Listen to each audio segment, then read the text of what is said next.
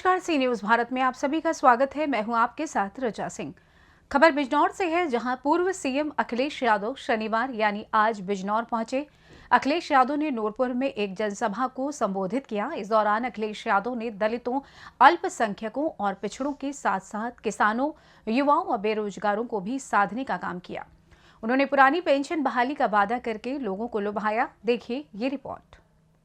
पूर्व सीएम अखिलेश यादव आज बिजनौर पहुंचे। पूर्व सीएम अखिलेश यादव ने शनिवार को बिजनौर में एक जनसभा को संबोधित किया। इस दौरान अखिलेश यादव ने पीएम मोदी और सीएम योगी का नाम लिए बगैर निशाना साधा। उन्होंने वर्ल्ड कप को लेकर भी बड़ी बात कही। वहीं अखिलेश यादव ने बगैर नाम लिए मुख्यमंत्री योगी आदित्यनाथ पर तंज कसा। उन्होंने कहा कि स्वामी उमेश की पर्सनैलिटी मुख्यमंत्री से अच्छी है। उन्होंने कहा कि वर्ल्ड कप में इंडिया जब से हारा है तब से एक नया शब्द डिक्शनरी में शामिल हो गया है। उन्होंने अपने भाषण में पीएम मोदी का नाम लिए बगैर ही कहा कि ये शब्द उन पर चिपक गया है, जो निकले नहीं निकल सकता। जनसभा में हजारों की संख्या में पदाधिकारी, कार्यकर्ता, जनता मौजूद रहे। पूर्व सीएम अखिलेश यादव ने इस सभा में क्या कुछ कहा, आइए आपको सुनाते हैं। मैंने विधानसभा में पूछा उनसे, उन्होंने जब अपना बजट पढ़ा और कहा कि उत्तर प्रदेश में केवल 4% बेरोजगार है, अनएम्प्लॉयमेंट रेट 4% है, तो याद रखना जब अंग्रेजी में बोले तो झूठ बोल रहे होते हैं। अगर हम उसको हिंदी में कर लें और समझने की कोशिश करें तो बीजेपी के लोग कह रहे हैं कि 100 में केवल 4 बेरोजगार हैं। बताओ नूरपुर वालों, हम बात की मान लें कि न मान लें? क्या 4 ही बेरोजगार हैं क्या? किसी गांव में चले जाओ आप, हो सकता है पूरा गांव बेरोजगार बैठा हो खेती के भरोसे, किसी को सरकारी नौकरी नहीं मिल रही।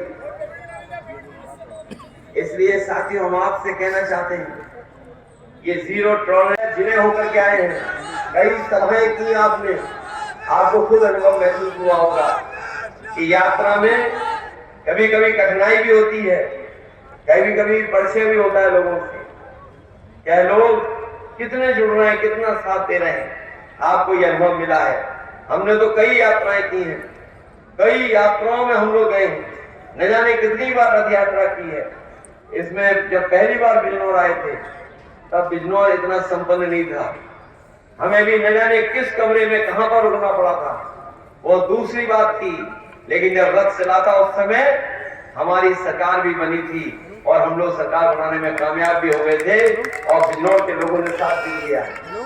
इस मौके पर जहां यात्रा, सामाजिक न्याय यात्रा निकली है, लोगों को जागरूक किया है, बेरोजगारी बढ़ी है, नौजवानों को नौकरी और कुछ मिला नहीं। एक जो सवाल कभी समाजवादियों ने उठाया था, पुरानी पेंशन, और ऐसा सवाल समाजवादियों ने उठाया कि चाहे वो राजस्थान सरकार रही हो, चाहे हिमाचल चुनाव रहा हो या प्रदेश के दूसरे कोने में, आज सभी पुरानी पेंशन बहाल का नारा दे रहे हैं। हम अपने तमाम कर्मचारियों को कहना चाहते हैं, पिछले चुनाव में भी हमारी आपने मदद की थी, आने वाले समय में अगर हमारी मदद होगी तो पूरी ईमानदारी से आपको ये पुरानी पेंशन बहाल करने के लिए समाजवादी लोग काम करेंगे। तो बताओ, हमें डीजल पेट्रोल महंगा क्यों मिल रहा है? अगर रेवेन्यू सरप्लस है तो बताओ, जो सिलेंडर फ्री दिए गए थे वो आज सस्ते क्यों नहीं है? आज भी उनसे सरकार पैसा वसूल रही है। और अगर रेवेन्यू सरप्लस है तो आपको कौन रोकता है कि हमारे किसानों को गन्ने की कीमत न बढ़ा दी जाए? अगर रेवेन्यू सरप्लस है तो हमारे किसानों के गन्ने की कीमत बढ़नी चाहिए, और कम से कम इतनी बढ़नी चाहिए कि जितना बाजार में महंगाई है, कम से कम अगर वो गन्ना चीनी मिलों के पास भेजता है तो थोड़ी बहुत उसकी गरीबी दूर हो जाए। कम से कम गन्ने की कीमत इतनी देनी चाहिए सरकार को। और अगर रेवेन्यू सरप्लस है तो हमारे नौजवान ये खाली हाथ क्यों बैठे हुए हैं? आजादी के बाद उत्तर प्रदेश की इकोनॉमी सरप्लस में आ गई है, रेवेन्यू सरप्लस में।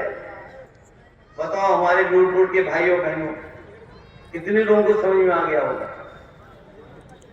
हमारे मुख्यमंत्री कानून व्यवस्था को कहते हैं कि जीरो टॉलरेंस है। हम तो कहेंगे कि पत्रकार साथियों हमें समझाओ जीरो टॉलरेंस क्या है। कोई बताए हमें कि जीरो टॉलरेंस क्या है। अरे आप नहीं समझ पा रहे हो तो कोई अधिकारी तो होगा यहाँ बड़ा, वही हमें बता दे कि जीरो टॉलरेंस क्या है। इसलिए इन लोगों से सावधान रहना। जब इन्हें झूठ बोलना होता है, आम जनता को समझ में नहीं आए तो वो अंग्रेजी में बोलते हैं कि हमारा रेवेन्यू सरप्लस है। और बता दें कि लोकसभा में सपा का परचम लहराने के लिए अखिलेश यादव जी तोड़ मेहनत कर रहे हैं। वो न केवल भाजपा पर वार कर रहे हैं बल्कि जनता के बीच जाकर भाजपा की कमियों को भी गिना रहे हैं। फिलहाल इस खास रिपोर्ट में बस इतना ही। देश दुनिया की तमाम खबरों की जानकारी के लिए आप देखते रहें सी न्यूज़ भारत। हर खबर आपके साथ, आपके हाथ।